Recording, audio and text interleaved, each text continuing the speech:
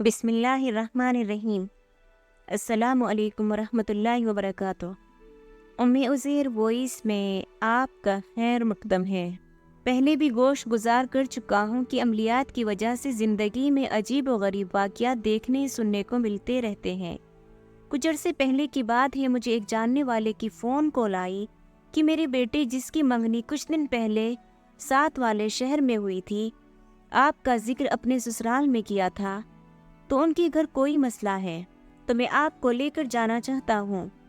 تو میں نے جانے کے لیے حامی بھر لی۔ اگلے دن صبح کے وقت وہ گاڑی لے کر آ گئے۔ میں تیار بیٹھا تھا۔ اللہ کا نام لے کر ہم نے اپنا سفر شروع کر دیا۔ سفر شروع ہوتے ہی حال احوال کے بعد وہ کہنے لگے کہ مسئلہ یہ ہے کہ میری بہو کی بڑی بہن ہے، کافی سالوں سے اسے آسیب ہے، اسی کے لیے ہم جا رہے ہیں۔ میں نے ان سے پوچھا کہ اسے آسیب ہی ہے، یہ آپ کیسے جانتے ہیں؟ تو وہ بولے کہ نہ تو وہ کھانا کھاتی ہے، نہ کسی کو ملتی ہے، الگ اپنے کمرے میں خود کو بند رکھتی ہے۔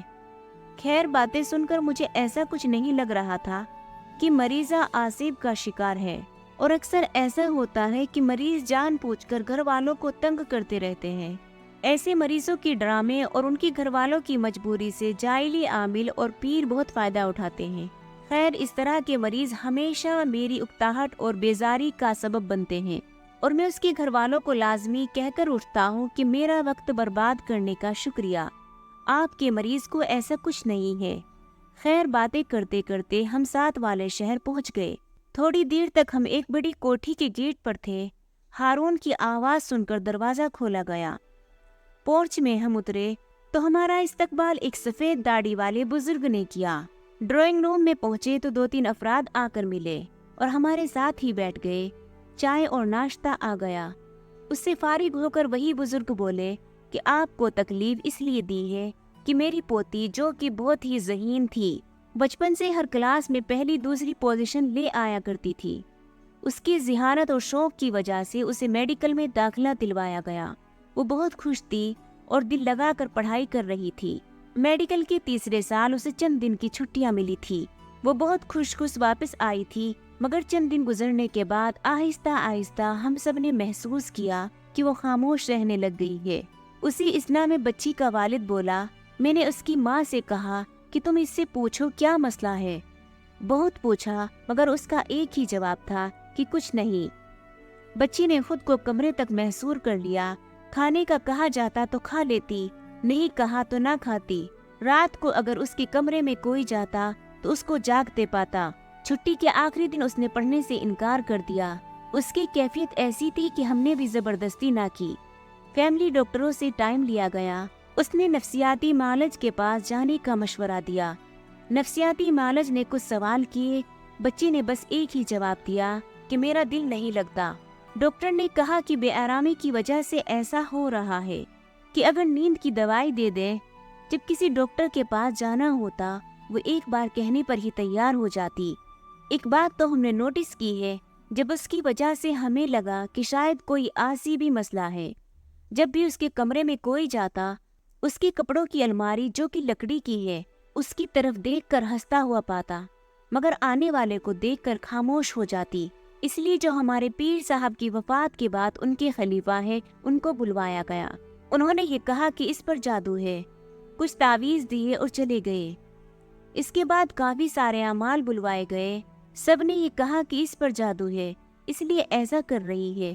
جب سے یہ تعویذوں سے علاج شروع کیا ہے، اس نے بالکل ہی کمرے میں خود کو بند کر دیا ہے، اور جب بھی اس کے کمرے میں جائیں، اسے گھٹنوں میں منہ چھپائے آنسو بہاتے ہوئے دیکھتے ہیں۔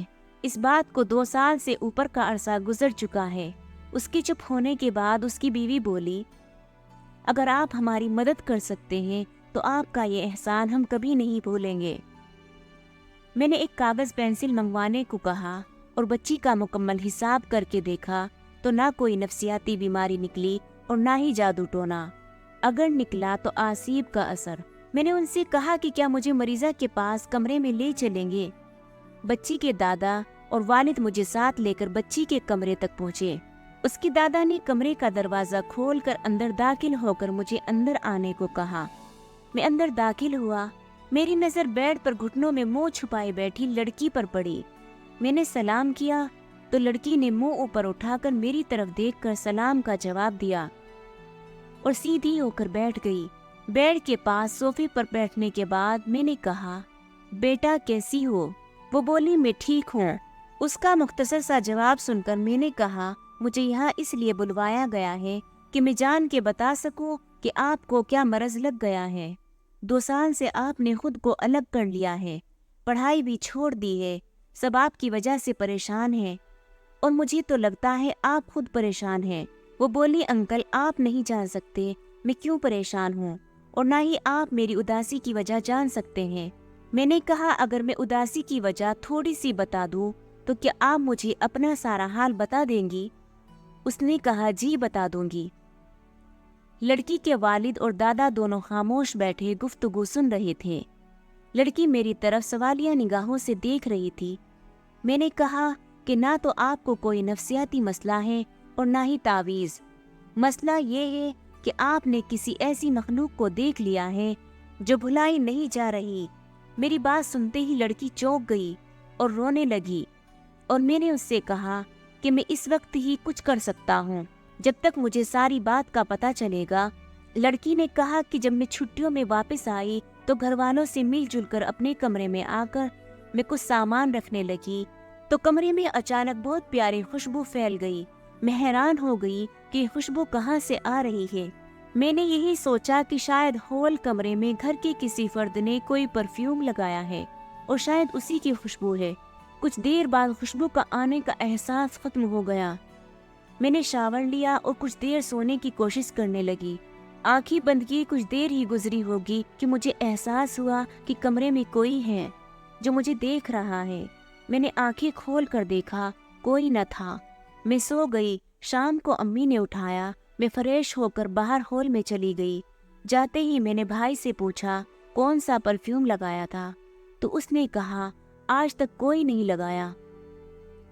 بہن سے پوچھا اور دادا سے پوچھا، ابو سے پوچھا، شاید انہوں نے کوئی عطر لگایا ہوگا مگر سب نے انکار کر دیا۔ رات کا کھانا وغیرہ کھا کر میں جلدی اٹھ کر اپنے کمرے میں آ گئی۔ میں نے الماری کھولی اور اپنے کپڑے بیگ سے نکال کر الماری میں رکھنے لگی کہ اچانک دوبارہ سے وہی خوشبو کمرے میں پھیل گئی۔ میں حیران تھی کہ یہ خوشبو کہاں سے آ رہی ہے۔ اتنی مسحور کن خوشبو میں بتا نہیں سکتی۔ میں بیٹھ گئی اور آرام آرام سے ناک سے سانس لینے لگی۔ میرا دل چاہ رہا تھا کہ میں اس خوشبو کو اپنے اندر سما لوں۔ آہستہ آہستہ تھوڑی دیر بعد خوشبو آنی بند ہو گئی۔ میں اٹھی اور میں نے کپڑے الماری میں دوبارہ رکھنا شروع ہو گئی۔ کپڑے رکھ کر میں واپس مڑی تو میری نظر بیڈ پر پڑی۔ اس پر ایک تہیہ شدہ کاغذ پڑا تھا۔ میں نے وہ کھولا تو اس پہ السلام علیکم لکھا تھا۔ میں حیران تھی کہ یہ کہاں سے آیا ہے۔ میں نے اسے کمرے میں پڑے ڈسٹ بن میں پھینک دیا۔ کچھ دیر بعد مصروف ہونے کے بعد میں سو گئی۔ رات کی کسی پہر میری آنکھ کھل گئی تو میں نے کروٹ بدلی اور کروٹ بدلتے ہی میرا ہاتھ ایک کاغذ پر پڑا۔ میں نے اٹھ کر لائٹ جلائی، کاغذ کھولا۔ آپ نے سلام کا جواب بھی نہیں دیا اور اسے ردی سمجھ کر پھینک دیا۔ میں پڑھ کر حیران اور پریشان تھی۔ مجھے یاد تھا کہ اس سب کے دوران میرے کمرے میں کوئی نہیں آیا تھا۔ اچانک میرے ناک سے وہ مخصوص خوشبو ٹکرائی۔ میرے لیے سب بہت عجیب تھا۔ اچانک میری نظر میرے پاؤں کے پاس پڑے ایک اور کاغذ پر پڑی۔ میں نے وہ اٹھایا۔ اس پہ لکھا تھا، یہ سب آپ کے لیے پریشان ہیں مگر میں آپ سے بات کرنا چاہتا ہوں۔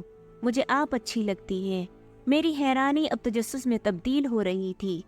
میری جگہ اور کوئی ہوتا تو شاید کب کا کمرے سے ڈر کر بھاگ چکا ہوتا، مگر وہ خوشبو ایسے میرے دل و دماغ کو مسحور کر رہی تھی کہ مجھے خوف کا احساس تک نہ تھا۔ میں نے کہا، آپ کون ہیں؟ میرا اتنا کہنا تھا کہ ایک اور کاغذ میری جھولی میں آ گرا۔ اس پہ یہ لکھا تھا، آپ کا خادم۔ میں نے کہا، میرے سامنے آؤ۔ ایک اور کاغذ میری جھولی میں آ گرا جس پہ لکھا تھا کہ نہیں آ سکتا۔ مختصر یہ کہ میری اور اس کی بقیہ ساری رات اسی طرح باتیں ہوتی رہی۔ اس کا کہنا تھا کہ وہ ایک جن ہے اور اسے میری آنکھیں اور بال بہت پیارے لگتے ہیں۔ جب صبح ہوئی تو وہ یہ کہہ کر چلا گیا کہ جلدی واپس آتا ہوں۔ وہ تو چلا گیا، ساتھ ہی خوشبو بھی، اور مجھے یوں لگا جیسے میں اکیلی رہ گئی ہوں۔ پھر وہ 2 دن نہیں آیا۔ میں ان 2 دنوں میں بہت بے چین ہو رہی تھی، مجھے کچھ اچھا نہ لگتا تھا۔